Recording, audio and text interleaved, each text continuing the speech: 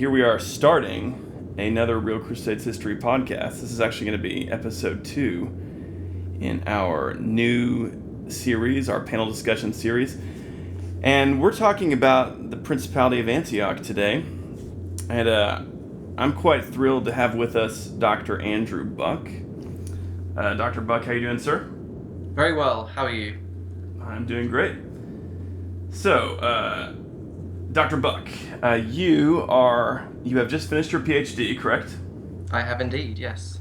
Congratulations on that. And you Thank are, if I'm going to take a look at her email here from earlier. You are currently teaching at Queen Mary College in London. Yes, I am. How's that going? Very fortunate. It's going very well. Very fortunate to be there with such eminent historians like Thomas Asbridge and Mary Rubin, among many others. So it's a very good experience. Excellent. And speaking of Thomas Asbridge, the list of individuals you had helping you with your PhD is quite impressive. Of course, Thomas Asbridge, who is a well-known expert on the Principality of Antioch, and then Peter Edbury, whose name I recognize from a book that came out a while back called The Conquests of Jerusalem and the Third Crusade in the Ashgate series of primary sources, which is a great series. And you also mentioned Bernard Hamilton to me earlier when we were talking. Yes, no, I'm very fortunate over the course of my PhD to met and been able to exchange a lot of emails and also to ask Bernard to read my thesis, which was an excellent experience. And he's a very kind and very eminent and very excellent scholar who hopefully will carry on producing some truly brilliant scholarship, as he has always done over the breadth of his career. Absolutely. And it's great to have you also taking up the torch. So we can look forward to a lot of great scholarship on Antioch and the Crusader states in the coming years. Well, hopefully. I've got 3 articles on the way and hopefully a book very soon. So watch this space if you are interested in Antioch, definitely. Absolutely, that's great news. And do keep us up to date on that. We'll definitely really like to post those once they come up. So okay, so let's kind of sort of introduce our topic here. The Principality of Antioch. I think, when I first got interested in the Crusades, and of course I started reading about the First Crusade years and years ago, the Principality of Antioch, struck me as very interesting. I think, first of all, Bohemond seems to capture the imagination of just about everybody who looks into the Crusades. And his founding of the Principality of Antioch is kind of almost this epic adventure story that at times almost seems too fantastical even for history. But why don't you go ahead and sort of talk to us a little bit, Dr. Buck, about the founding of the Principality, kind of give us sort of, well, first of all, how would you define the Principality of Antioch if you were just going to tell somebody who'd never heard of it before? Well, I think there's some very, very important things. I think for anyone trying to understand the Principality, I think there are a number of very important themes and ideas that you have to get into your mind. Now, obviously, founded in 1098 by Bohemond during the First Crusade, but that doesn't mean it was fully formed as a polity straight away. It took over a decade or so to truly hit its geographical peak, and really, and maybe we'll talk about this again a bit later, but really the driving force behind that is not Bohemond, but rather Tancred, his nephew, who was able to show a great deal more staying power than Bohemond. But at its geographical peak, around 1112, it reached into the north, into the area I know as Cilicia, which is now modern-day Turkey, Asia Minor. So it's the kind of the coastal plain with cities like Tarsus, Adana, Mamistra. But further north, also the city of Marash. And to the east, you have the plain of Aleppo. Fortresses like Al-Atharib, Sarmada, Zadana, these are pushed, so the border pushes all the way to about 20 to 30 kilometers to the west of Aleppo. And then when you go further southeast, you have Malat an-Numan, obviously famous during the First Crusade for the apparent act of cannibalism, but also sites like Al-Bara and Apamea, both extremely important fortresses in this region. But also further south, you have Markab, or as other people maybe know it as Margat or Kalat Saladin. This was eventually a hospitaller fortress, but until 1187 it was still held by the Principality of Antioch. And so you've got this extremely quite large polity, obviously not the same size as the Kingdom of Jerusalem, but it's not a small state. It's one which has a great deal of diverse types of land. I think that's really important to think about, is the geographical nature of where we are in terms of the Principality of Antioch. That to the north you have the Amarnus Mountains, this almost impenetrable group of this mountain range that you have about 3 roads through, which all have to be guarded, and by the mid-12th century those routes have been handed to the Knights Templar, of which who everyone knows. But also right at the south you have the Jabal Ansariya Mountains, which are famously home to a group called the Ismailis, who most people know famously for their sins as the Assassins. And then to compound this, you have mountain ranges throughout the central and eastern areas of the Principality, which are called Jabals as well. So the Jabal as-Sumak, which is to the southeast, you have the Jabal Dueli, the Jabal el-Ala, the Jabal Westani. So you have to remember, this is a very mountainous, difficult place to live, to govern, to rule. And then you have also the River Orontes to try and deal with. That while this is a brilliant thing to have at a time of defence, that you have this straight dividing line down the centre of the Principality. At the same time, if you're trying to go on the attack, you have to cross the river, and therefore you have to be able to control the major crossings of the river. Now there are 2 extremely important ones, one called the Iron Bridge, which is just to the east of Antioch and forms the major crossing for any Antioch force that wants to attack Aleppo. And then just further south into the more central areas is Jizir as-Shugur, which allows access to the central area of the Principality, but also into the kind of the wider frontier zone with Aleppo. And then almost to add to this, you have to deal with the various political entities which surround Antioch. That first of all, we perhaps think of the Crusader states as a homogeneous entity, and I know that some historians even now call it the Crusader kingdom, but that seems to suggest that the Kingdom of Jerusalem is the ruler of the entire Latin East, and that they all work together in harmony and unity. And that wasn't even true during the First Crusade, and it never ever becomes like that. There are times when they do work together, but to consider this single entity, it's just not true. And I think even just dealing with the borders between Antioch and Edessa and Antioch and Tripoli, you have to think of them as different political entities with different aims and different tactics, that they're working against each other as well as each other.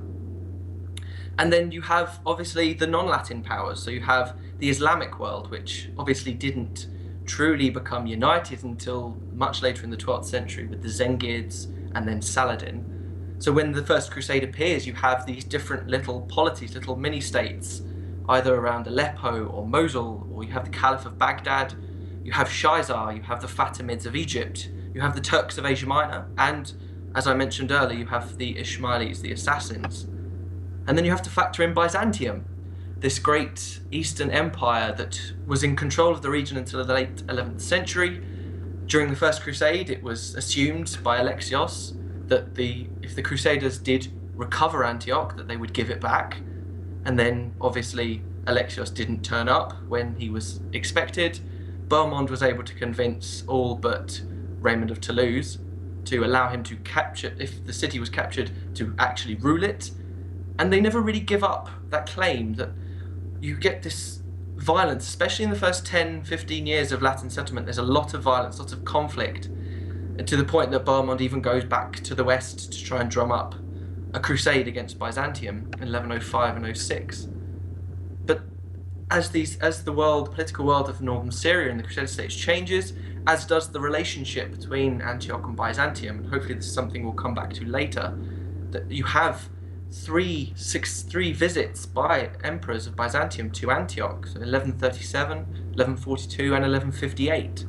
And actually looking at the dynamics of those meetings, it's absolutely fascinating to see medieval diplomacy in action, that so many historians have traditionally assumed that Greeks and Latins, they could not work together, that when they came together there was only ever tension. But actually, if you scratch beneath the surface, you work on a much more nuanced level. You can see the very delicate workings behind these events, particularly in 1158, which is one of the articles I've written about. So hopefully I'm happy to talk about that later. And just to finally, in terms of other powers that Antioch has to deal with, you also have the Armenians of Cilicia, who are a very minor fragmented power in the 11th century, although they have managed to form their own independent little power bases in the mountains from Byzantine control. But as the 12th century increases, they become more and more involved, both as an antagonistic power, but also as an ally. And quite interestingly, by the end of the 12th century and going into the 13th century, the Armenians of Cilicia actually become involved in the succession of the principality, that they have a claimant to the princely throne, which causes a succession crisis and a civil war. So it's something that the Antiochians always had to factor into what they were doing, alongside the various indigenous groups who lived within the principality. So to add to the Muslim and the Byzantine and the Armenian groups, you have Syrian Jacobite Christians, you have Arabic-speaking Melkite Christians, and you also have Jewish communities. The very important thing to remember when looking at the history of the Principality of Antioch is to keep in mind the political, social, religious, and geographical differences and influences that were affecting those who are ruling the principality, and that by understanding these and being alert to these, we can have a much more nuanced understanding of what's going on. And it's allowed me in my research to really kind of pick away at the traditional historiographical tropes, that with these assumptions such as this inability to work with Byzantium, this desire for war, this inability to live alongside to live like non-Latins, and also this notion of a united Latin East, that actually when you really pick apart what's going on, these things they're not as clear. Everything's more nuanced, more fluid than historians have ever really understood, with, I must say, the caveat here, the exception of my eminent PhD supervisor, Dr. Thomas Asbridge. Absolutely. Yes. All right, so we got Scott Amos joining us now for the podcast. Okay. Hello. Hello, nice to meet you. Nice to meet you. Man, I wrote down several notes just listening to your introduction there, Andrew. So yeah, first of all, I know that you mentioned earlier Tancred as the real architect of the Principality of Antioch, and that's something I think the first time I read that was probably Stephen Runciman's book years ago. He mentions that, I believe, and that is really interesting. Yeah, I mean, I actually really am not a big fan. It's a wonderful narrative. That it was actually the first book I ever read on the Crusades, and a very interesting and engaging narrative. But he tells a lot of fibs. Oh yeah, absolutely. He lies a lot. But it's still it's. Is it? Would you call it lying or just being misinformed? I don't necessarily think he was misinformed. He was a very intelligent man. He read a number of languages. I think he had a very clear narrative purpose when he wrote his books. Yeah, he had an agenda, don't you think? Okay. I definitely think so. Yeah, okay, it was written with an agenda. So I haven't read Runciman's books. It's worth doing, but to do... I have them, but I haven't read them yet. If you do so, do it almost treat it as reading a book of fiction rather than necessarily... Right, it really is like fact. that, yeah.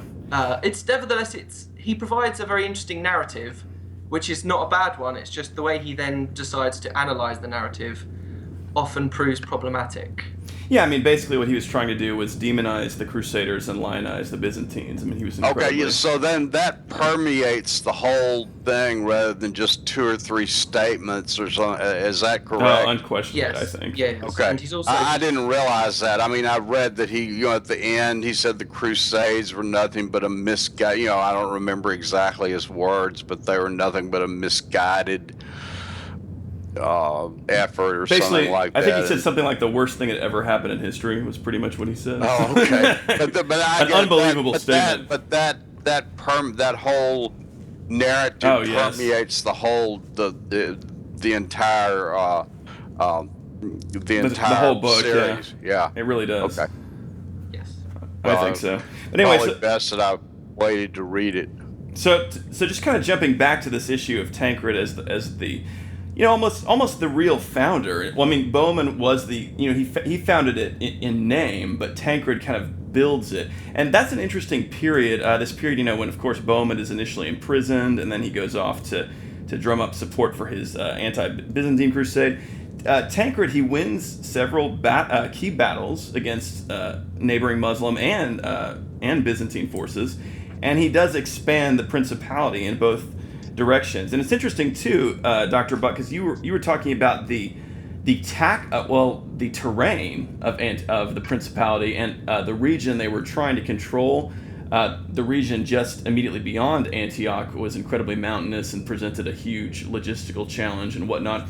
So, how would you kind of characterize the process that Tancred took to make that happen? I mean, would you say he was a great military commander, or was there something else going on? I think definitely an excellent military commander. He was ruthless and ambitious. Obviously, I don't think he would have been a particularly nice person, but that's not important for the period we're really talking about. Well, one of the things, the thing that Tancred seems to be generally very obsessed with is Latakia and the ports. So this ability to control the sea, because until the late to kind of about the late early 1100s, Latakia is still held by Byzantium. It allows the Greeks to bring forces it gives them an entry point into Syria from the sea, and obviously the Latin states never really developed a strong naval presence. This is why they became so dependent on the Venetians and the Genoese and the Pisans later on, in fact even early on, that the Crusader states never really had that naval dominance. So to not have control of the coast was a very dangerous thing. So one of the things Tancred was very clear about was to take Latakia and to establish that foothold on the coast.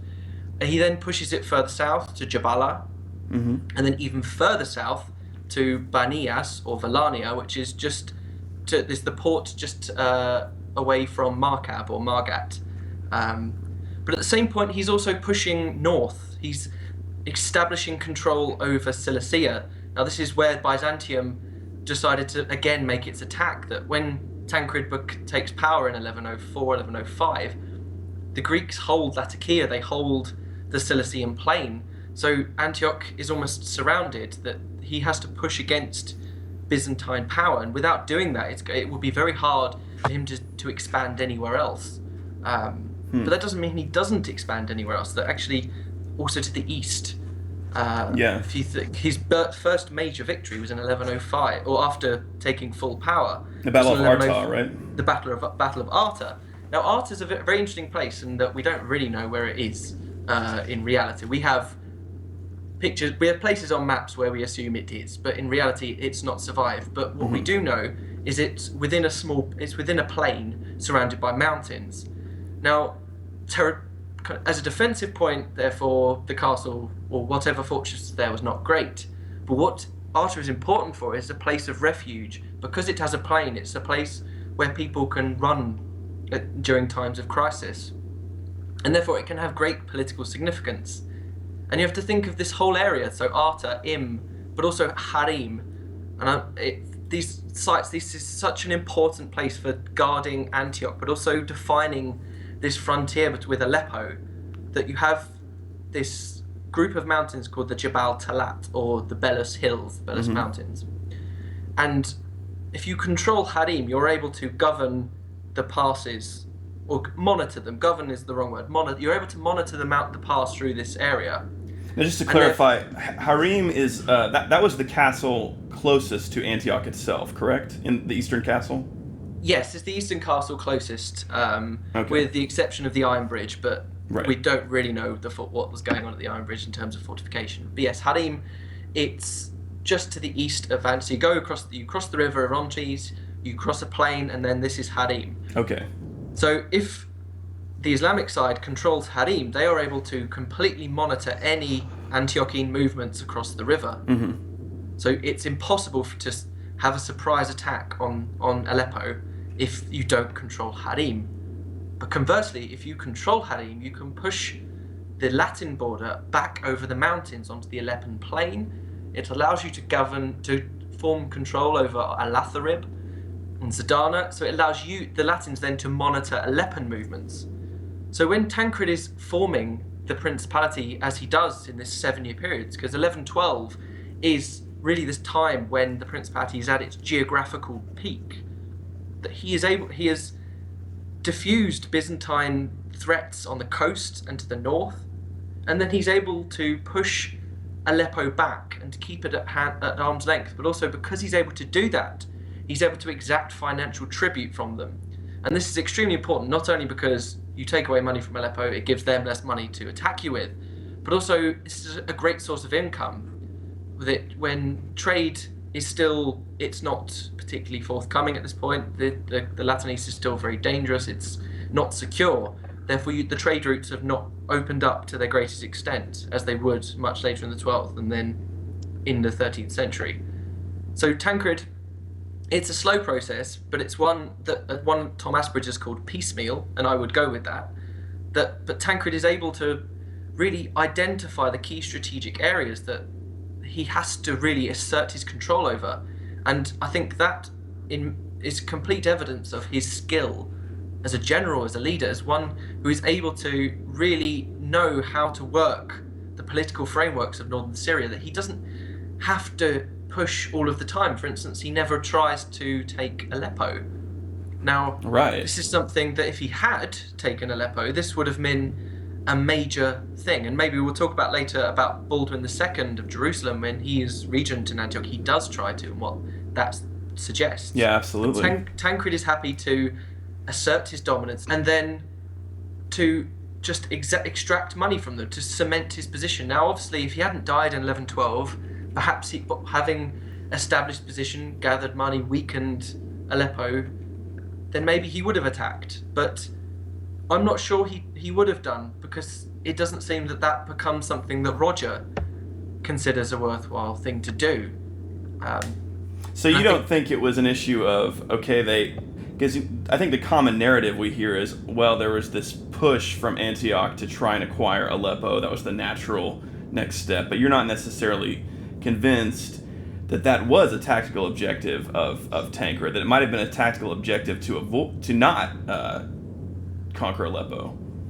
No, I think it would be also to do so would have been to misunderstand northern Syrian politics. That there's a fantastic book which recently has been translated into English, thankfully, from the German, by an historian called Michael Köhler, called Alliances and Treaties Between Franks and Muslims.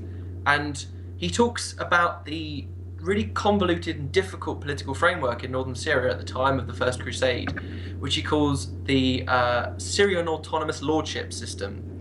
And he talks also about this thing called the No Place Doctrine, that you have these little mini-states of Aleppo and Mosul and Shaizar, and all these different, Tripoli is counted amongst that they are happy to have their own little areas of power, that they don't want a larger Islamic overlord such as the Caliph of Baghdad or the Caliph of Egypt or the Turks to come in and to govern the whole conglomerate of the region.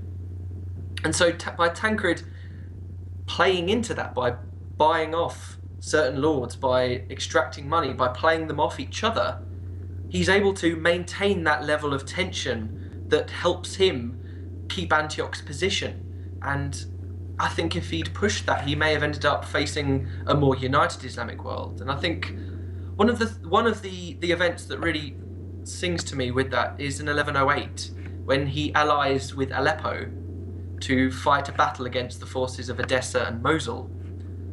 So you have a Latin and a Muslim power fighting another Latin and another Muslim power against each other. So it's not this Latin versus Muslim kind of dialogue that I think what most people would want to see, would expect, but it's something completely different. And I think the reason this gets forgotten, I think this gets overlooked, is that it's so different to the other Crusader states, especially the Kingdom of Jerusalem. The Kingdom of Jerusalem, for all its religious significance, was never a political centre before the Crusade. The Latins in Jerusalem had to literally found a polity from scratch, which is why it took so long, and why when Godfrey of Bouillon and Baldwin I are in power, they don't give away lands, they give away money. Because if they start giving away lands too early, one, they don't have that money to give away, therefore you're creating a fragmented state. But also, it needs to happen, you need a strong leader to govern that, and if you start giving away lands, that's not going to happen. So if you take the idea of Jerusalem, the Kingdom of Jerusalem, and you manufacture it onto Antioch, then obviously you're going to expect a certain narrative. But if you draw away from that and actually trying to understand northern Syria and Asia Minor for its political, geographical, again, religious differences and divergences, you're able to see why princes are acting in the way they are, that they're not following this very set-in-stone policy. It's very reactive.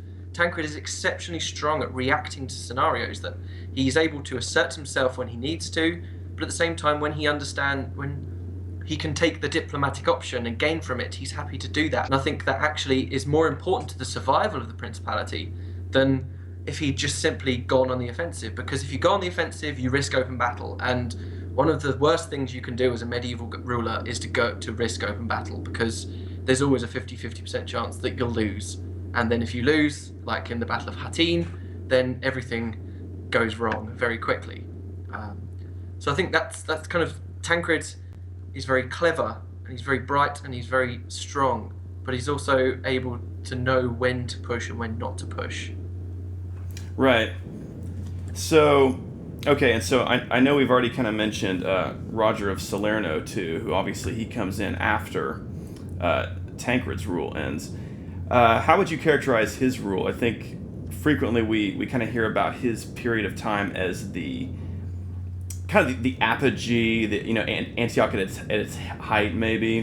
Would you agree with that? Well, it's interesting. I think the word that always springs to mind when thinking of Roger is unfortunate. I'd love to write an article entitled Roger the Unfortunate. But at the very end, more so, right? Yes, I mean, it seems like most of his reign seems pretty successful, doesn't it? The problem I find with Roger is that he has been left in an exceptionally strong position by Tancred. Therefore,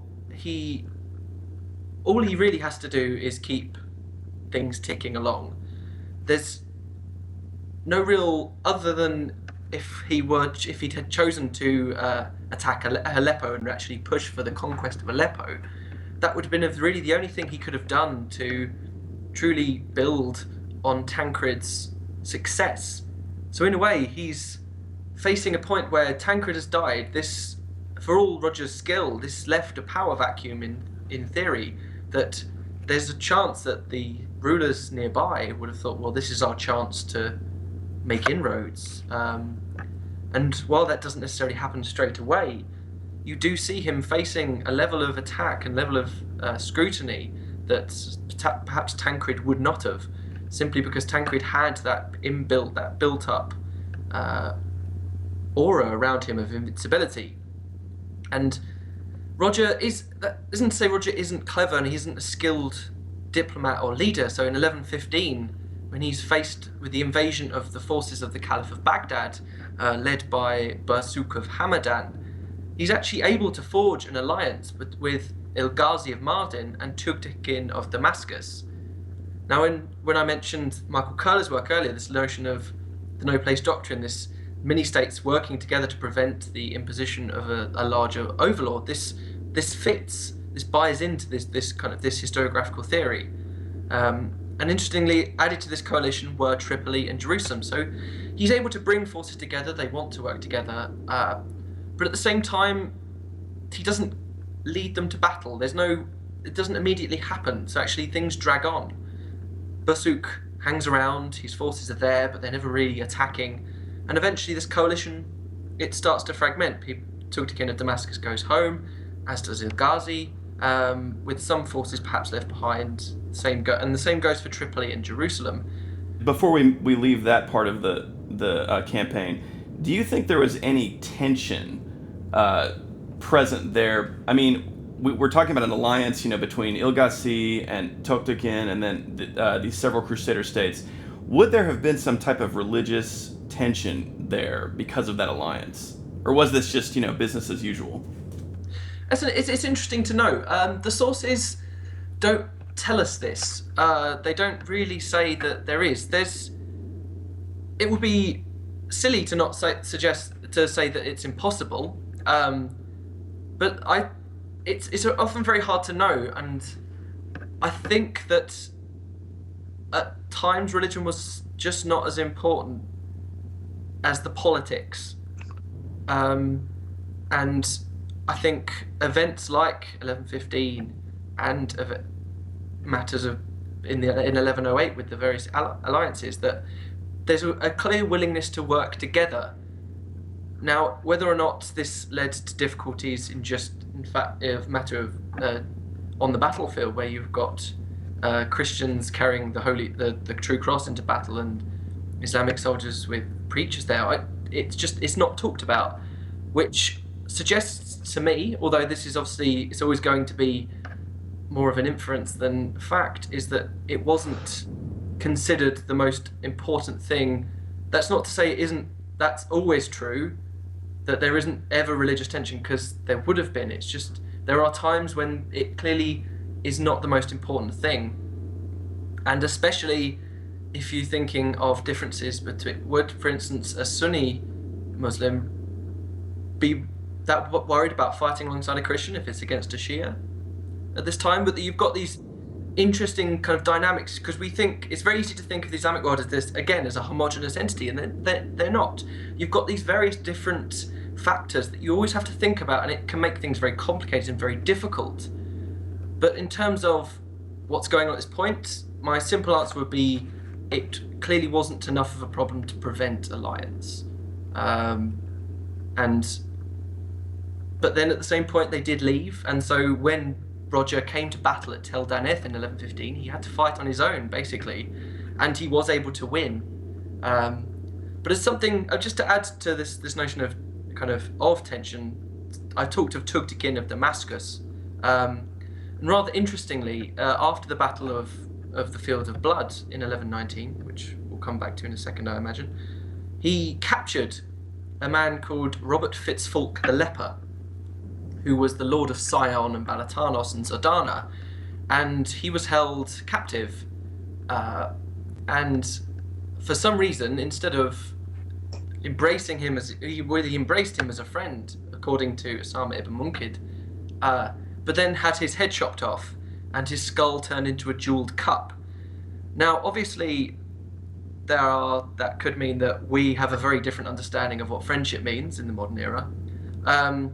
But it does suggest that there's going to be a certain level of tension, whether or not that's political or religious.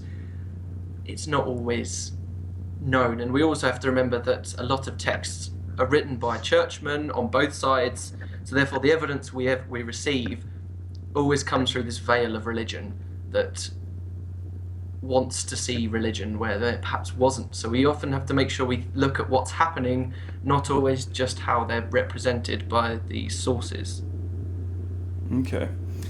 So obviously, as you said, we ultimately Roger of Salerno is remembered as unfortunate because of what happens at the Field of Blood, and the Field of Blood, is remembered as a major turning point, obviously, in the history of the Principality of Antioch, and yet it's kind of interesting.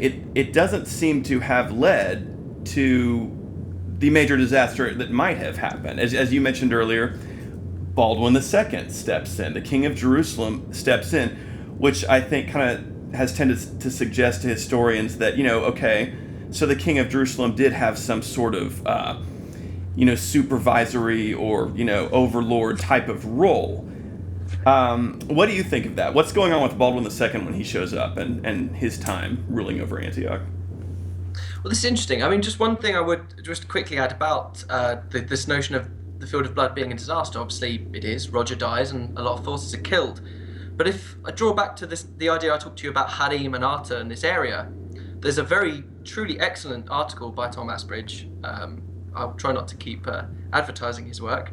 but he argues that Ilghazi, the leader of the ruler of Mardin, who wins the Battle of the Field of Blood, his real idea is to capture this area, to resettle the frontier between Antioch and Aleppo, to make Aleppo secure. He's not looking to attack and to capture Antioch itself.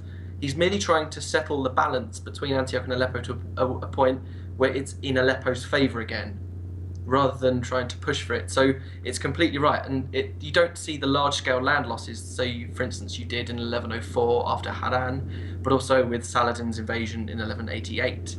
Now, in terms of Baldwin II, this is a very interesting one, because 1119 to 1126, he is de facto ruler of Antioch. Now, he's called regent, and Thomas Bridge, in his book, said that there is no evidence of him using the title of prince. Now, over the course of my own PhD research, I have found two bits of evidence which suggest that's not quite the case. There is a letter sent by Baldwin to Bernard of Clairvaux, in which he describes himself as Princeps Antiochii, so Prince of Antioch. And there's also, again, it's a very difficult piece of evidence, but there is a coin issued with the inscription Baldwin Despote in the Greek, so Baldwin Despot. Now, the issuing of Greek coins only happens at Antioch. So it's very tempting to suggest that this is Baldwin, again, using a title commensurate with that of prince. And it is clear that he has a lot of power. Now, there's suggestions that after the Field of Blood, he gives lands away to other people. He provides husbands for widows, and he reasserts the boundary between Antioch and Aleppo. He's able to recapture a lot of the eastern frontier. And in 1123 he's captured, but then he's released again, thanks to the machinations of the Munkid ruler of Shaizar. And in 1124 he tries to attack Aleppo. He tries to capture Aleppo. Now, this is something that no Prince of Antioch before him had tried to do. And this has been described, again by Thomas Bridge, as an attempt to win the Crusades, in a way that in 1124 he tries to take Aleppo, in 1128 he tries to take Damascus. And there's this idea of this grand scheme to finally defeat Islamic power in Syria by capturing those two great cities. Obviously he fails in both occasions, but there is a sense that Baldwin is extremely powerful in his position at Antioch in the 1120s. And it's very interesting how he interacts with Bohemond II. So Bohemond of Taranto's young son, who was born in the West from Bohemond's marriage to Constance of France, who was the sister of the king, King Philip. And he grows up in Sicily and then comes in 1126 to become prince. And there's no real suggestion that he was unwilling to give up this power. I think it's probably something of a relief that he didn't have to keep worrying about northern Syria. But he does marry his daughter Alice, who becomes very infamous and was one of those unfortunate people who earned the scorn of Stephen Runciman, amongst many other people. And he marries his daughter to Bohemond to keep this, in theory anyway, to keep his influence in the Principality. But something which I find very interesting is after 1130, this changes. This definitely changes, and with Bohemond II's death, there is a shift. There's definitely a shift and a change, but maybe that's something we want to come to slightly later. I just wanted to backtrack about Bohemond the First. Sure. His leaving to go and fight to lay siege to Constantinople. I mean, it just what's. Could you talk a little about that, Dr. Bach? Yes. Yeah. Sorry. I mean, it just seems that he just abandoned everything, and it seems rather abrupt. I just want to know your thoughts on that. I mean, what are his motivations? What? Yeah, I think abandon is the right word.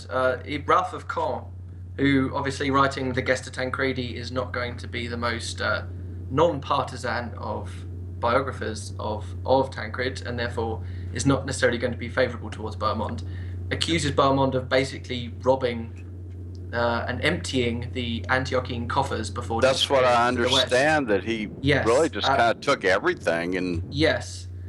So I think it's interesting knowing Bohemond's.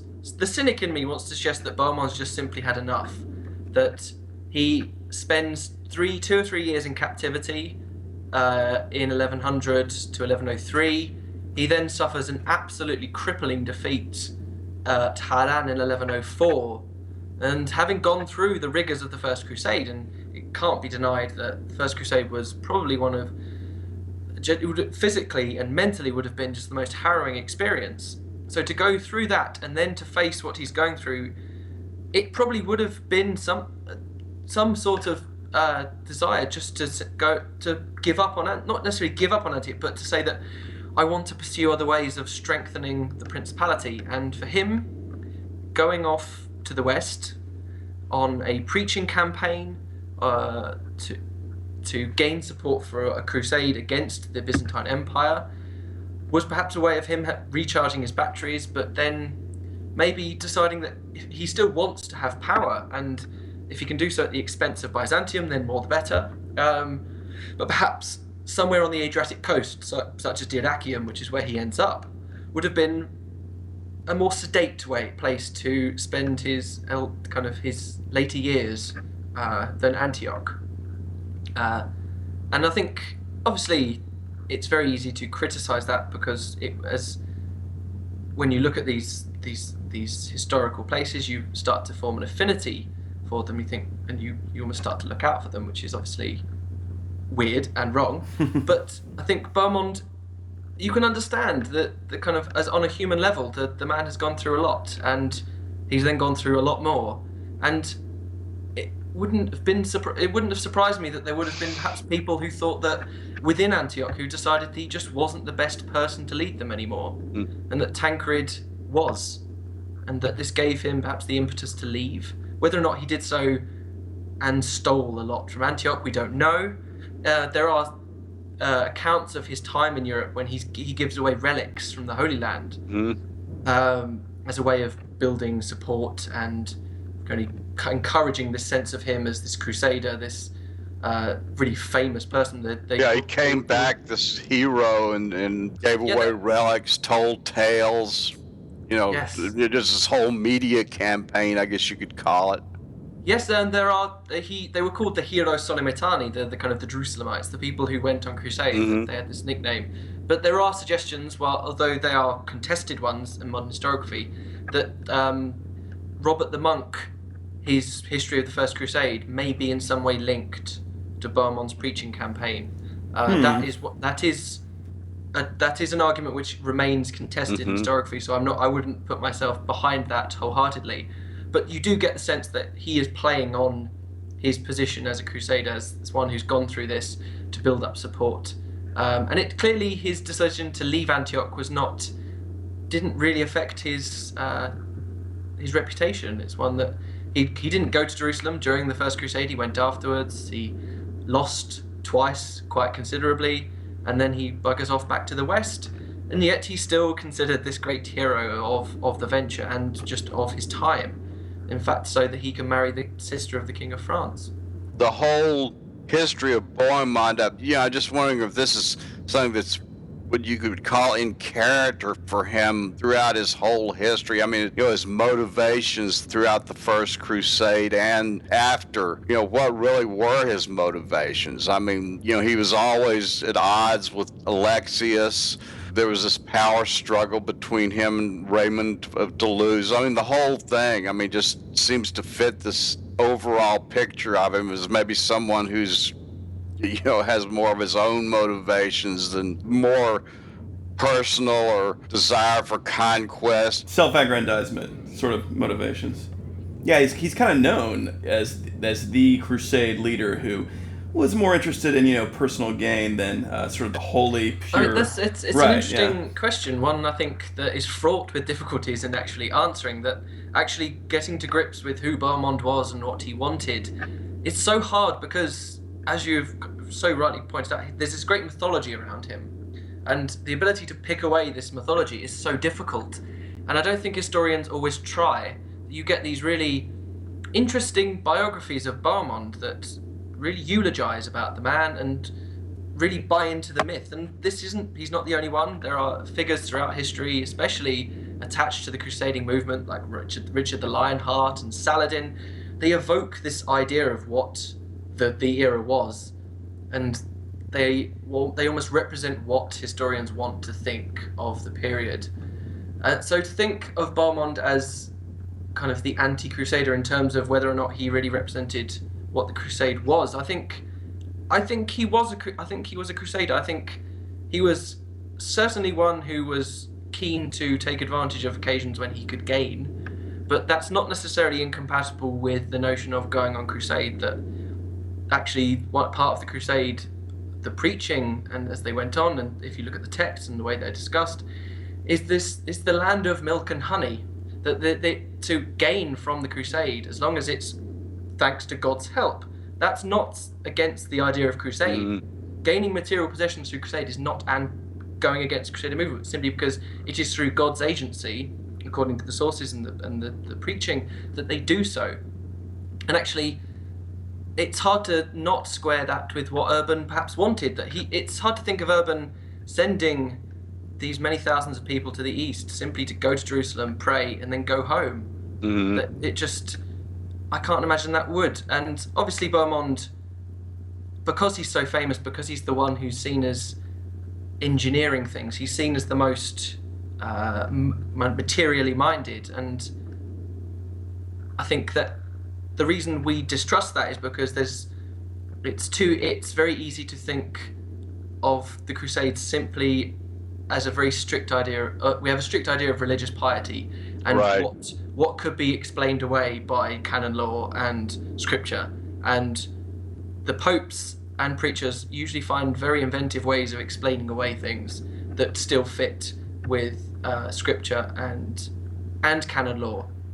So I would say I would put my neck out here for my sins to say that I think Bohemond still represented the Crusader movement and the First Crusade as it was, because I don't think we can really think of the First Crusade as this one thing. That we have 60 to 100,000 people. That's the kind of the very different estimates, but they're kind of the agreed ones. They have 60 to 100,000 people go to the east, and to think that there wouldn't have been a wide range of personal and spiritual and material motives behind every single person. It seems misleading. And I think Bohemond is someone who he is such a difficult character to discuss, simply because of that he almost represents the mythology of the Crusade, and because of that he almost loses out in a way. Yeah, I've also heard that Anna Komnena's, the way she portrays Bohemond and discusses him in the Alexiad has had such a major influence on how he's been viewed traditionally, just because it's the most vivid description of him. Yeah, it's like it's like she's describing a prized horse. She talks about his nostrils. Nostrils, she calls him a great barbarian and all this. Well, I mean, was barbarian like a pejorative term in those days? Yeah. Sort of yes and no for the Byzantines, right? I mean, on the one hand, she's sort of like maligning him and, he's so evil, he was the enemy of my father. On the other hand, she seems almost, a little turned on by him. I mean, in that that's passage. the impression I got too. I mean, let's be honest here. A passage about him. You do get the sense that she's definitely physically impressed by him. I think I've been told by those more informed than I that the kind of these animalistic things aren't necessarily as positive and as sexual as we might perhaps with our modern ideas see them. But it's definitely clear that she saw him as something different, something that was almost what he was worthy of at least a certain amount of respect, that he was a worthy foe for her father, and therefore I think that's all. But in a way you could see that as the reason perhaps she did that is to make it that more impressive that Alexius was able to defeat Bohemond, that she created this image of him merely just to take him back down again in 1108 when he loses against Alexius, that Alexius is able to have him kneel before him and accept this really quite onerous treaty. Yeah, and she'd written the whole thing and retrospect of long years too. Oh, yes, I mean, completely. It's 1140s. She's writing. Yeah. So we almost have to think of Anna Komnena's text as something which represents what's going on around the time of the Second Crusade and much a later period. And there's a very, very, very good article by Paul Magdaleno about this. In fact, and also a new book by Philippa Buckley on Anna Komnena, which are both worth seeking out if anyone was interested in having a look at Anna Komnena as a source, because it's a fantastic and interesting source, but one you have to treat with a great deal of care and caution. Yeah, that's one more book I can add to my vast reading list. But also, Peter Frankopan's new translation with introduction is very, very good as well, and very, very helpful. Excellent. So that's worth seeking out as well. Well, before we run out of time here, I really want to get into this post-1130 period in Antioch's history. Now, I understand, Dr. Buck, this is the period you have spent the most time with your research on. Yes, indeed. That's my focus of my PhD is the period 1130 to 1193. Okay, so that period really sort of after this disaster with the death, or if I can call it that, of Bohemond II into Saladin's. Saladin died in. Did you say 1193? Saladin died in 1193. Okay, yeah. It formed a useful stopping point for my PhD to find something that happened and then stop. So what do you think about this period overall? How would you characterize it? Is this really sort of a period where Antioch is kind of in decline, as maybe we have heard before? This is an interesting one, and as I've spent the last 5 years trying to disprove that, you'll forgive a certain level of Antioch-tinted glasses in this instance. Well, I'm glad to hear that you've been trying to disprove that, because I like the idea that it remains a vigorous state. Well, I think that one of the really important things to think about with this period is to try to move away from notions that the only way that a Crusader state could influence an area or a region is through military power. And if we did stick to that very rigid definition, then of course Antioch can be seen as a petty state, especially so in comparison to the Kingdom of Jerusalem. But I think the really defining point of the period 1130 and the next 6 decades is the really astute politicking and diplomacy that the princes and the nobility of Antioch are able to really demonstrate. And 1130 is a really interesting one because it forms not just a turning point in terms of changing decades, but also with Bohemond II's death, he leaves a daughter. There is no male heir. He leaves a daughter, Constance, a young daughter. And this also Jerusalem appears. Baldwin comes north, and he expects to just recover his position vis-a-vis 1119 to 1126, but actually faces outright opposition, led seemingly by Princess Alice of Antioch, who was his daughter, but also Bohemond's widow. But seemingly also the patriarch and the nobility support Alice, because when Baldwin is finally able to get into the city, it's not the nobility and it's not the patriarch who help him, but a lowly priest and a burgess. So it's very interesting to see that you immediately see this shift, and this doesn't just affect the Crusader states; it affects relations with Byzantium. So in the very immediate aftermath, you get an envoy which is sent from Antioch by to use the Greek term proochontes, the nobility of Antioch, to John II Comnenus, offering a marriage alliance between Constance and John's son Manuel, who famously Emperor Mamog I Comnenus, who was to rule for a number of decades later in the 12th century. And so there's a shift in the diplomacy that you move away from Jerusalem and you move towards Byzantium. Now, this is not an easy process. This is not simply that this just happens in 1130, because Jerusalem, under Fulk of Anjou, is able to gain some position, but not in any way the same level of position as Baldwin had once enjoyed. And the marriage alliance doesn't happen. And instead, the nobles of Antioch actually go for Raymond of Poitiers, a Western nobleman who was the son of William IX of Aquitaine, who had gone on the 1101 Crusade. He had spent his early career at the court of King Henry I, becoming a knight there. And he was called over, and in 1136 he became Prince of Antioch and married Constance, who was then only 8 years old, unfortunately. And So you see this internal and external shift, and really I think the driving force behind this is the Antiochian nobility, because during Baldwin's time as regent or prince, he does not seem to have afforded the nobility that level of influence, that he takes on the title of prince, he's controlling. And I don't think that the nobles are quite keen to have that again, that they're also very keen to influence the future direction of the princely throne, because they've now faced disaster upon disaster. And William of Tyre, although he was writing a lot later, he talks about just the grief and just the distraught reaction of the Antiochenes, having lost Bohemond II, that they'd thought that they would have a prince for many decades. And whether or not William is basically playing this up or not, you do get a sense from what happens next. The nobility start to improve their position, to increase their power, to become almost a rival to the prince, that the prince now, he starts to lose power over the nobility, over the lordships of the principality.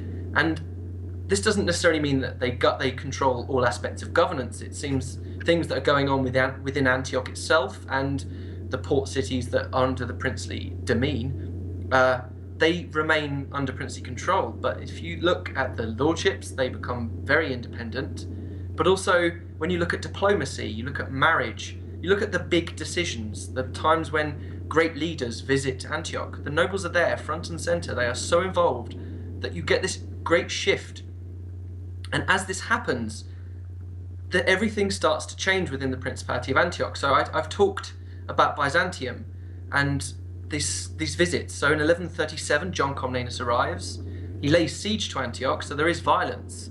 But then you have a treaty in 1137 which agrees to surrender Antioch to Byzantium if John can capture Aleppo, Shaizar, Hama and Homs and give them to the Latins. So they would form a new Crusader state around Aleppo, and John would have Antioch back. That doesn't happen. He fails in 1138 to actually capture it, and to demonstrate the difficulties of this relationship, he leaves in 1138 after being hounded out of the city by a riot of the Antiochian citizens. And this tension does continue in 1142-43 when he returns and then dies during a hunting accident. But then strangely enough, in 1145, Raymond of Poitiers goes to Constantinople. The Zengids, under Zengi, had been building power from 1127. He takes Aleppo under his wing, so he unites Aleppo and Mosul. He starts to build pressure on the Principality of Antioch in the 1130s. And then, as hopefully everyone of your listeners will know, in 1144 he captures Edessa. And in reaction to this, Raymond of Poitiers makes a personal visit to Constantinople and places himself at the feet of Emperor Manuel I Comnenus, which is a very, I think, revealing thing to do, that it goes against this notion of inability to work together, that when you're at your most vulnerable, you turn to the person you most want to help.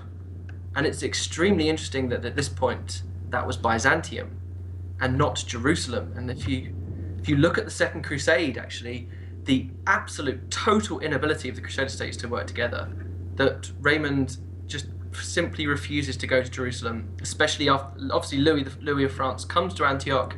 He leaves in a huff, maybe because kind of, as the rumours go, because Raymond has seduced his niece Eleanor of Aquitaine, although quite whether that's true or not, I think history's secrets will remain secret there. But Jerusalem is definitely, it's declining in power and influence over Antioch, and this gets more and more sharp and in the light. And so 1149, the next big disaster for the Principality of Antioch is the defeat at Inab.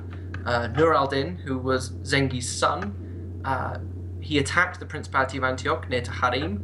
He is able to draw Raymond out into battle. Interestingly, Raymond does not ask Jerusalem for military support in the same way that Roger had earlier done in 1115, and again at 1119, although Jerusalem didn't turn up at that point. And he goes into battle on his own, and he loses, and he is killed. And Nur al-Din is able to inflict large territorial losses. He besieges Antioch, he goes all the way to the sea, and he bathes in the waters for the first time. And this pushes Antioch towards Byzantium rather than Jerusalem. So in 1151, Princess Constance, who is now ruler of Antioch, as the lineage from Bohemond goes through her, turns to Manuel and asks for a husband. And this does not turn out to actually happen.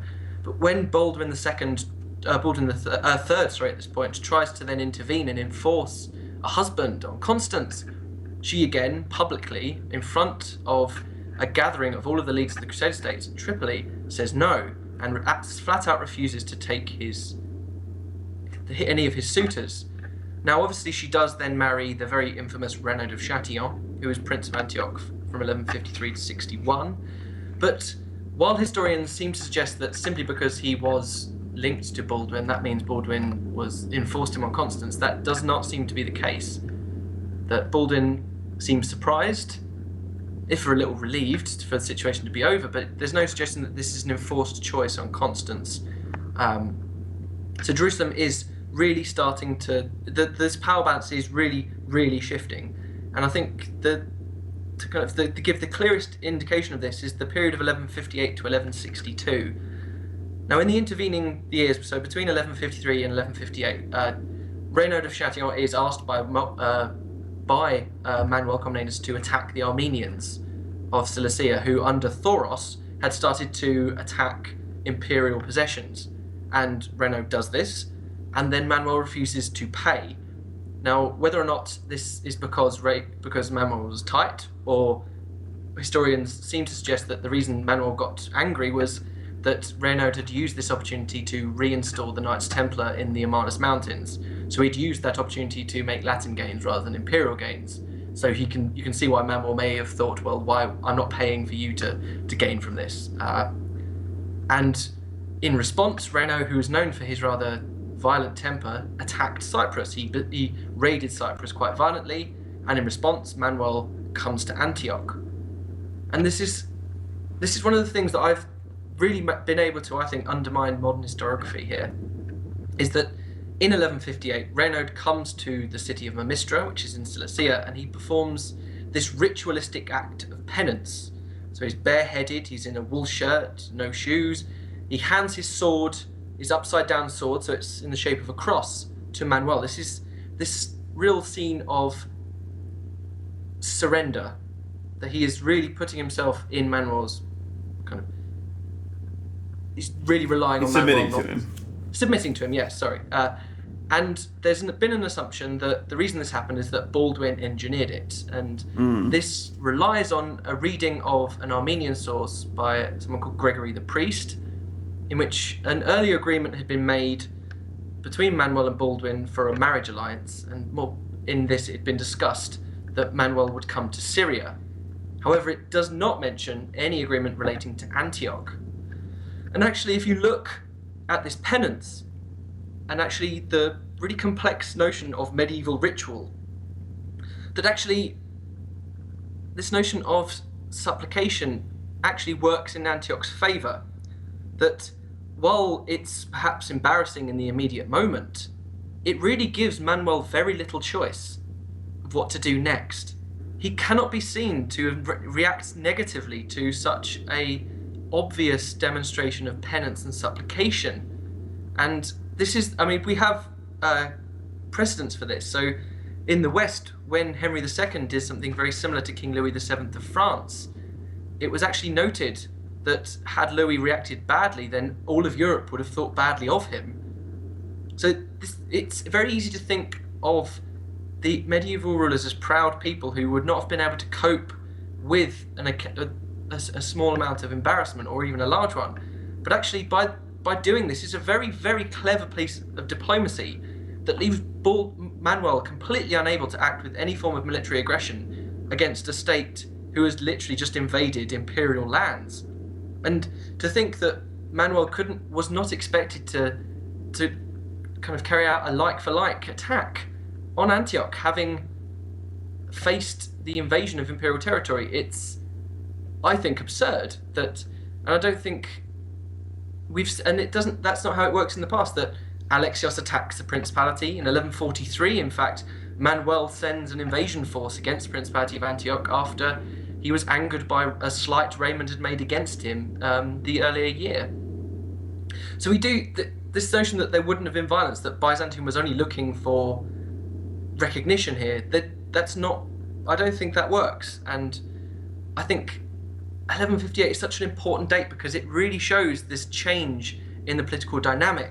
Because Jerusalem, the King of Jerusalem, appears in 1158, but by the time he arrives, all of the important decisions and agreements have been made, and Manuel agrees to a small lightening of military service that Antioch would have to provide for the Byzantine armies, but he does so only at the expense of demanding that Jerusalem carries out the service themselves. So Baldwin gains nothing from this period, and this carries on for the next 4 years. That there's a fascinating event in the early 1160s. Manuel's German wife, Bertha of Salzburg, dies, and Manuel decides that he wants a Latin bride, and so sends an envoy to Jerusalem saying, well, if you give me either Melisande of Tripoli or Maria of Antioch, that would be very good.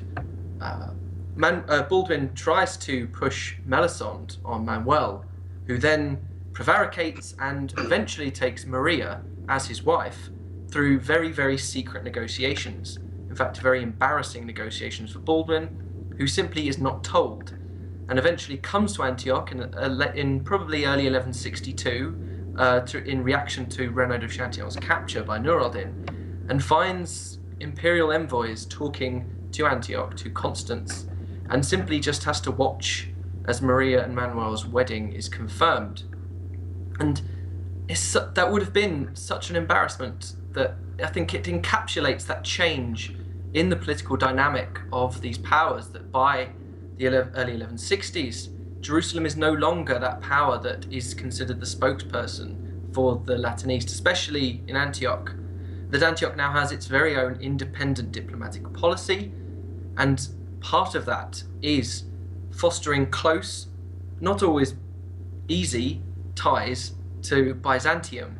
And this endures until 1180 with Manuel's death, that you see marriage alliances, and you see even on the very eve of Manuel's death there is an envoy at the court of King Henry II of England who is representing both Byzantium and Antioch at the same time. So you see them working in conjunction as a unit, and I think this is such an important part of Antioch's history, and that it's just been overlooked, and it's relied on this notion that the Latins could not bring themselves to work with the Greeks, that there could only ever been negative relationships, and the only reason that Byzantium gained any influence was because Antioch became this petty state.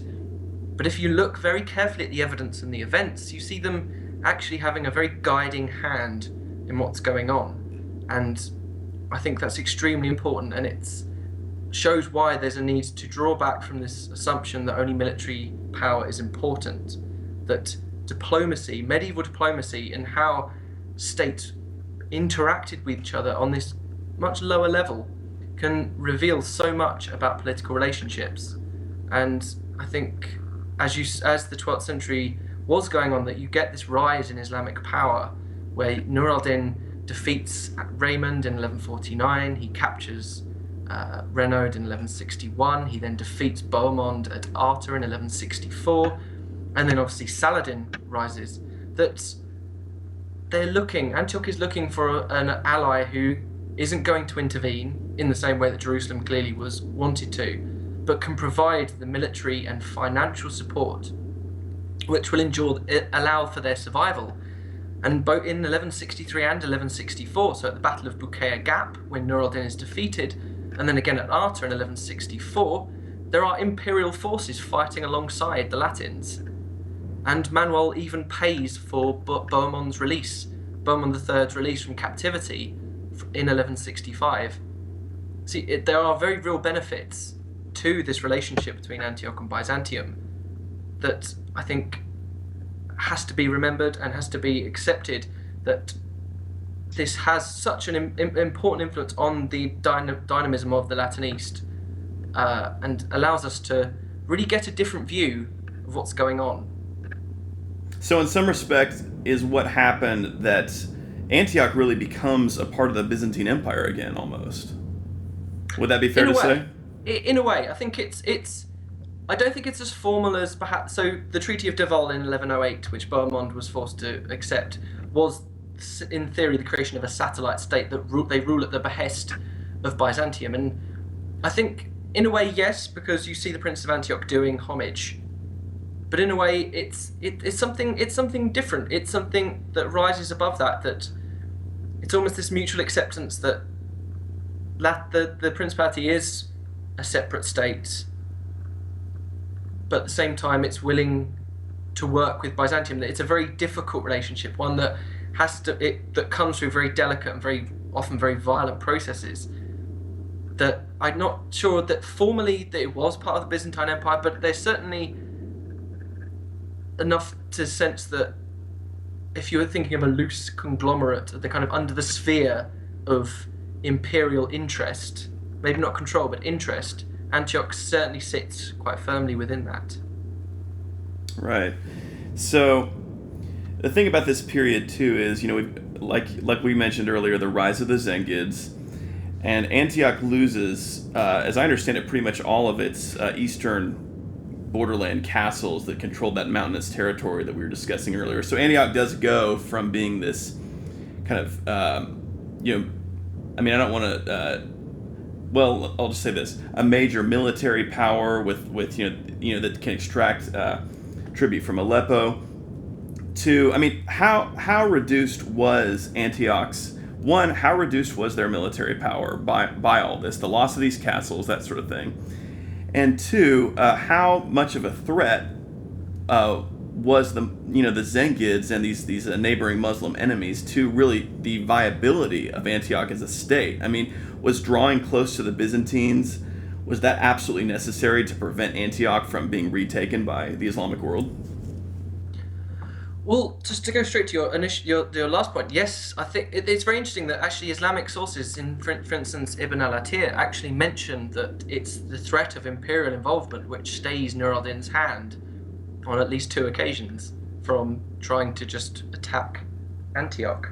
But at the same time, in terms of military power, I think the loss of castles certainly prevented. It was more a problem for defense and administration than military attack, because obviously castles are very useful as places of refuge and governing the surrounding area, but in terms of attack, it's very hard to do so without having large numbers of men, and it's always going to be numbers of men. And I think in terms of an ability to put thousands and thousands and thousands of forces into the field, they don't seem to be able to do that. There are some occasions where that's not quite so. So, for instance, 1164, the Battle of Arta, there are supposedly some 10,000 kind of Latins in the field.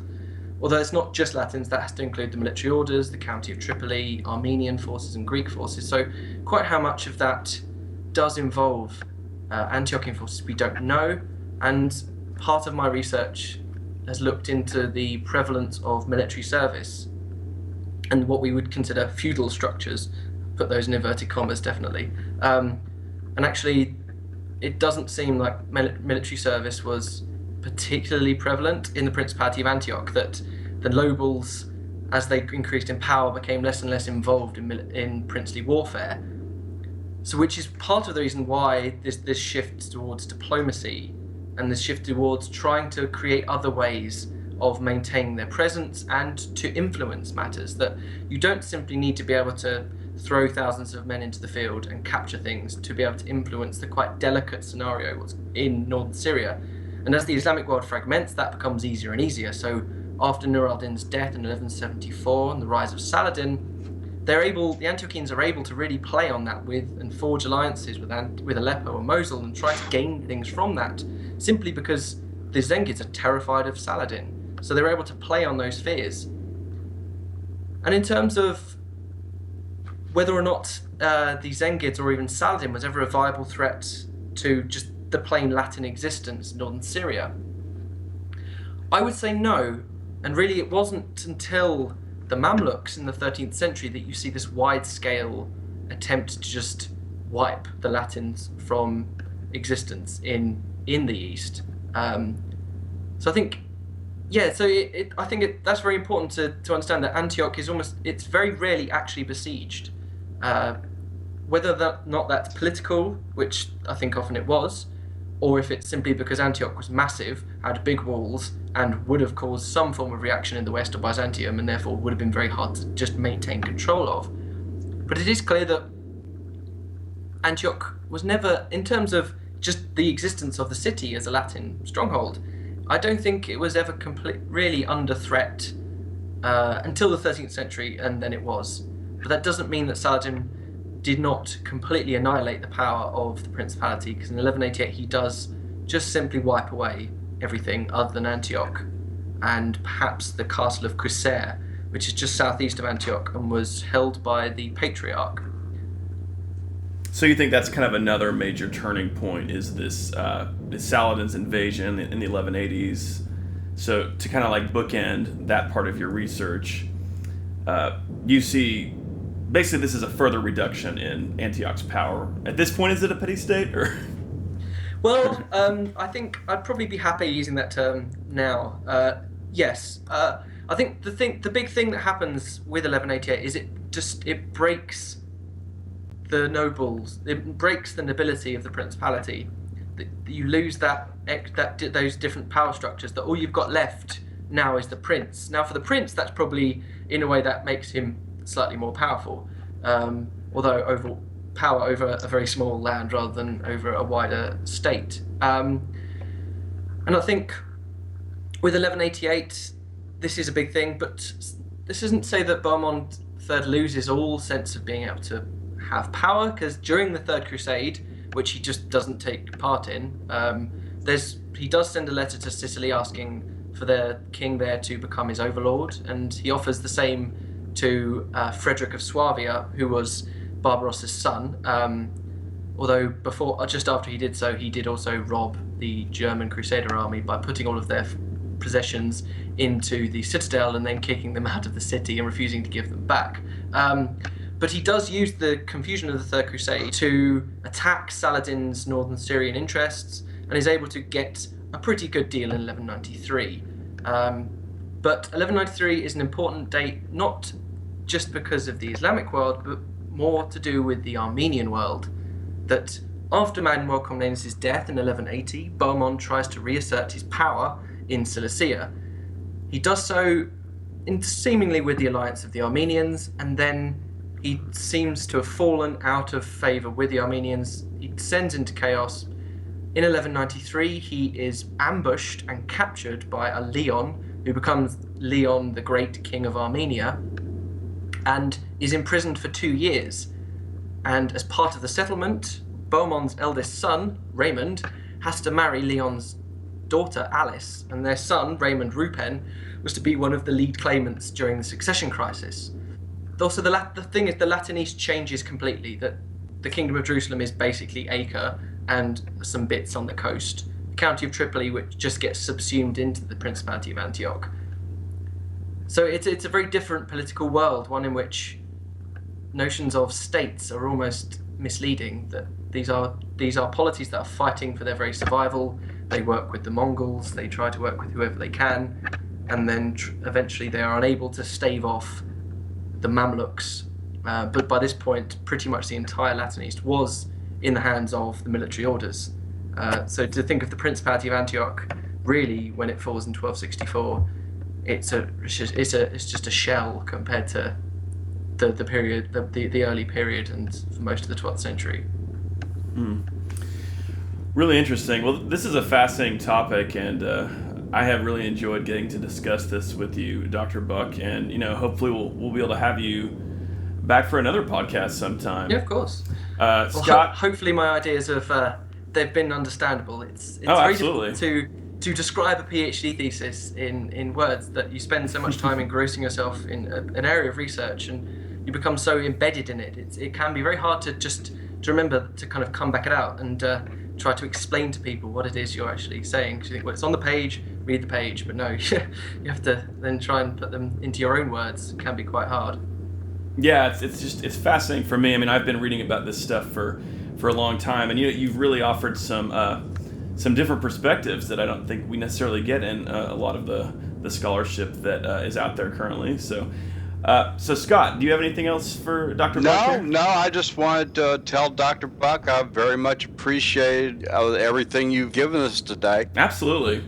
Thank you for having me on. It's been a very enjoyable experience. It's my first public engagement type thing to actually kind of come on a podcast and talk to people. But no, if it's been enjoyable, it's rewarding to know that it's you both hopefully have enjoyed and kind of have got. Oh yeah, and absolutely. Like Steven said, love to have you back. Yeah, of course. No, it'd be a good experience, definitely. Great. So we'll be in touch, and we'll do this again sometime, and do keep us abreast of your publications and what's going on with that, and we will. I will do. We'll certainly be eager to. I mean, I know I'll be eager to check some of that out, and we'll be posting that stuff. So yeah, good to hear. All right, gentlemen, I will talk to you both soon.